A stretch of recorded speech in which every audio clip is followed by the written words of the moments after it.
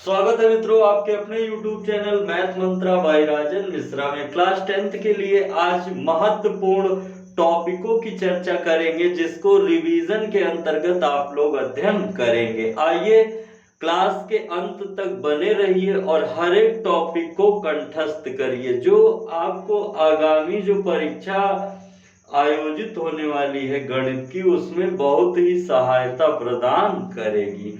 जितने बच्चे देख रहे हैं वो वीडियो को शेयर जरूर करेंगे ताकि सभी विद्यार्थियों को एक अच्छा रिवीजन करने का मौका मिल सके। आइए सबसे पहले बात कर रहे हैं जो फर्स्ट टॉपिक से जो प्रश्न उठेगा वो है वास्तविक संख्याएं। और वास्तविक संख्याएं के अंतर्गत आप किसको किसको ध्यान देंगे। अगर आप देखेंगे तो यूक्लिड के नियम से एलसीएम और एचसीएफ, ठीक है, इस पर जरूर चर्चा करिए। प्रश्न लेके आएंगे अगली क्लास में, आज केवल टॉपिक की बात। दूसरा अगर आपको देखना है सिद्ध करना होगा, सिद्ध करें कि निम्न संख्याएं अपरिमेय है। एक जरूर आएगा जैसे √2, √3, √5, इन सब का अभ्यास कर लें। √7, 2 + 3 √2। और सिद्ध करें कि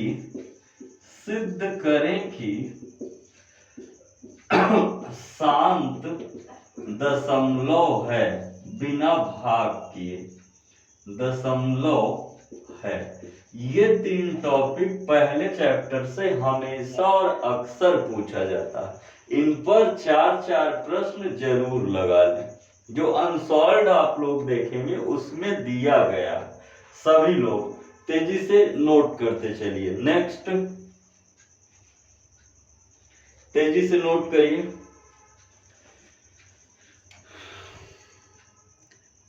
नेक्स्ट जो टॉपिक है वो बहुपद का है।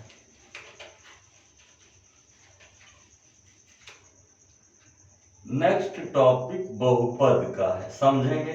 इसके अंतर्गत कोई एक परिमेय व्यंजक दे देगा, परिमेय व्यंजक, या कोई बहुपद दे देगा और उसका गुणनखंड दे देगा, गुणनखंड। और एक कोई कांस्टेंट रहेगा a, k या t, उसका मान ज्ञात करना होगा। आपको बता दें यदि किसी बहुपद का कोई गुणनखंड दिया जाता है तो उसका मान x का मान रखने पर उसे संतुष्ट करता है। ये इतनी बातें बहुपद के लिए रख लीजिए। अगला जो हम बताएंगे आप लोग को 2 चर वाले रैखिक समीकरण से बताएंगे। 2 चर वाले रैखिक समीकरण, ध्यान दीजिएगा। 2 चर वाले रैखिक समीकरण से आपको क्या याद करना है। एक तो जो दिया जाता है अद्वितीय हल है, अपरिमित हल है और कोई हल नहीं, ठीक है। इससे पूछ सकता है 2a1x + b1y + c1 = 0, a2x + b2y + c2 = 0। आगे इसी से समीकरण आपसे बनवाएगा। किससे बनाएगा इस पर ध्यान दीजिए। आयु संबंधित या संख्या इकाई दहाई या कोई दाम हो, किसी का मूल्य हो, एक अलग अलग ज्ञात करना हो, या आयु, संख्या, चाल बराबर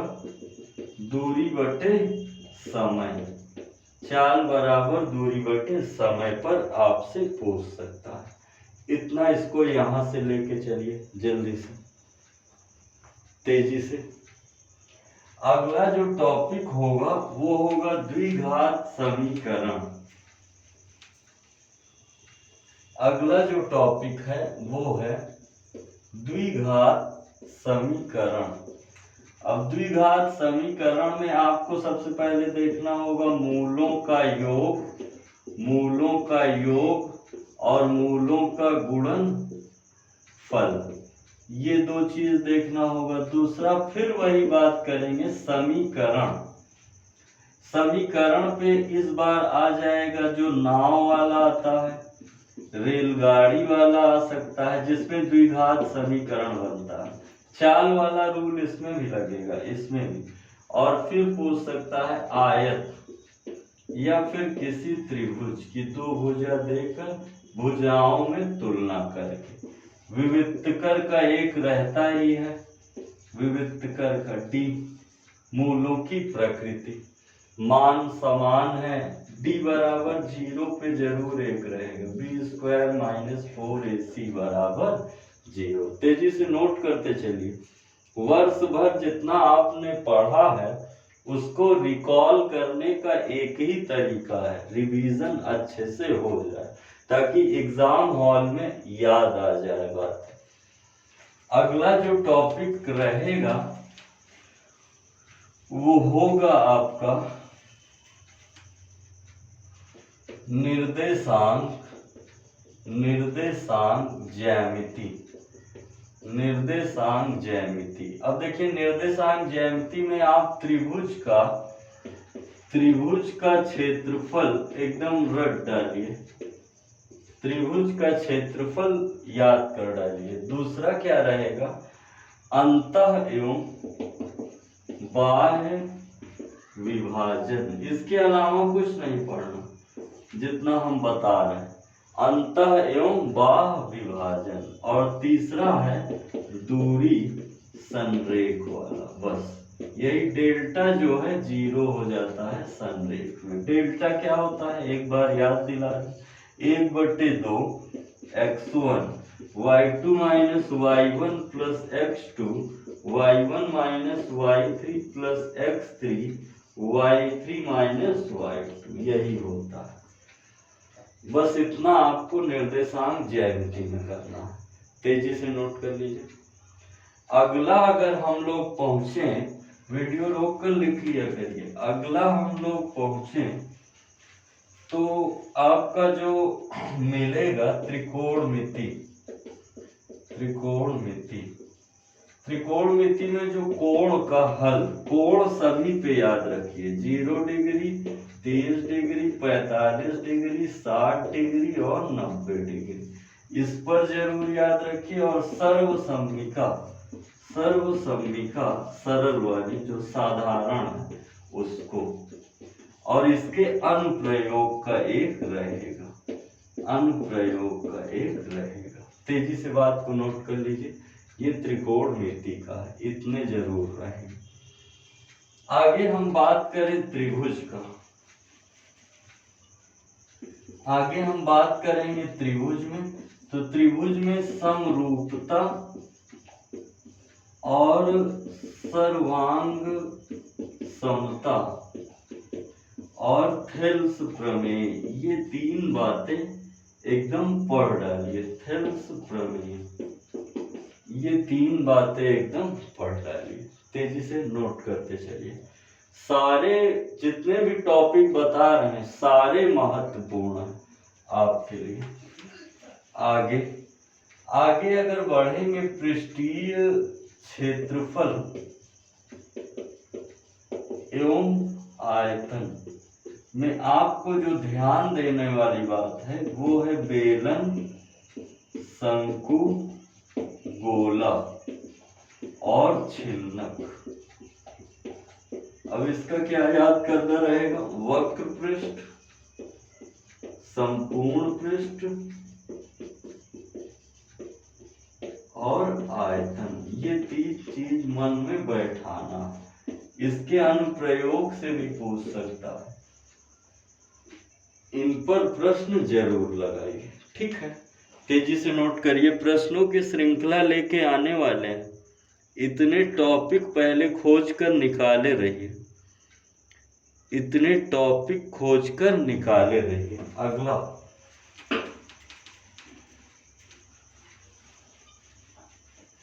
अगला हम बात करेंगे सांख्यिकी की। सांख्यिकी में आपको समांतर माध्य, साधारण वाला और माध्यिका में जो कोई एक पद F1 F2 करके गायब रहता है और बहुलक का दे सकता है। पहले समांतर माध्य पढ़िए, फिर माध्यिका, तब बहुलक। यह है पढ़ने का क्रम। मीन, MO और ये X माध्य है, ये मीन है, ये मॉड। तेजी से नोट करते चलिए और अंत में आपको बताएंगे रचना। महत्वपूर्ण प्रश्न लेकर आने वाले हैं। रचना में आप पढ़ लीजिएगा, वृत्त के स्पर्शी और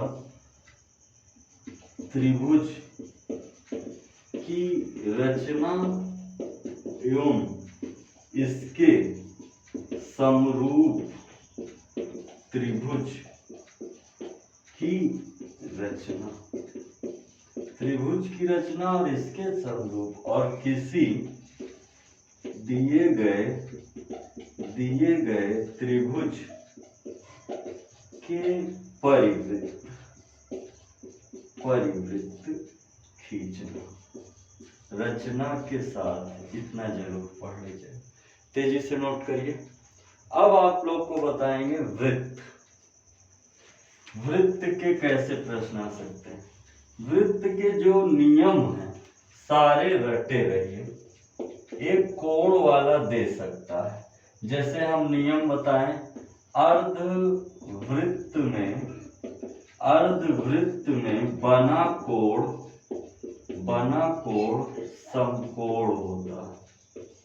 समकोण होता है। केंद्र से जीवा पर डाला गया लंब उसको दो बराबर भागों में बांटता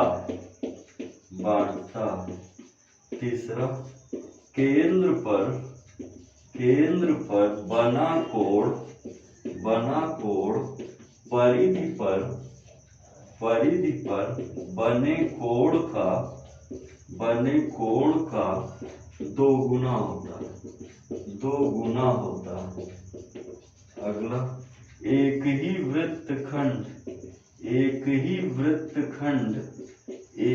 वृत्तखंड में बने कोण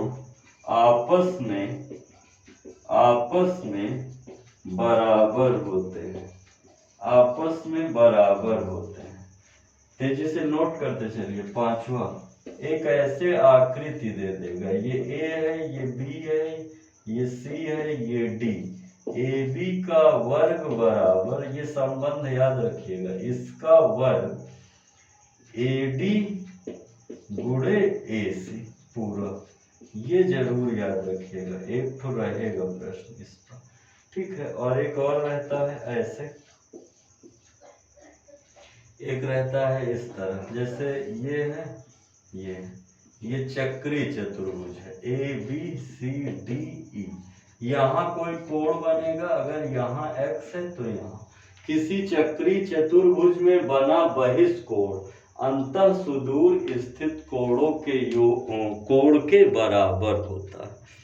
तेजी से नोट कर लीजिए, बहुत ही महत्वपूर्ण, ठीक है भैया, इसको नोट कर लिए। अब देखिए, अब जितने टॉपिक हमने बताए हैं सभी पर 3-3, 4-4 प्रश्न करवाने वाले हैं अगली क्लास में। इन टॉपिकों पर जितने प्रश्न कर पा रहे हैं करिए, अंतिम दौर है, जितना रिवीजन कर पा रहे हैं करिए। और अगर आप चैनल पर नए हैं तो सब्सक्राइब जरूर करें और अपने मित्रों को भी शेयर करें। मिलते हैं एक क्लास में। जय हिंद, जय भारत।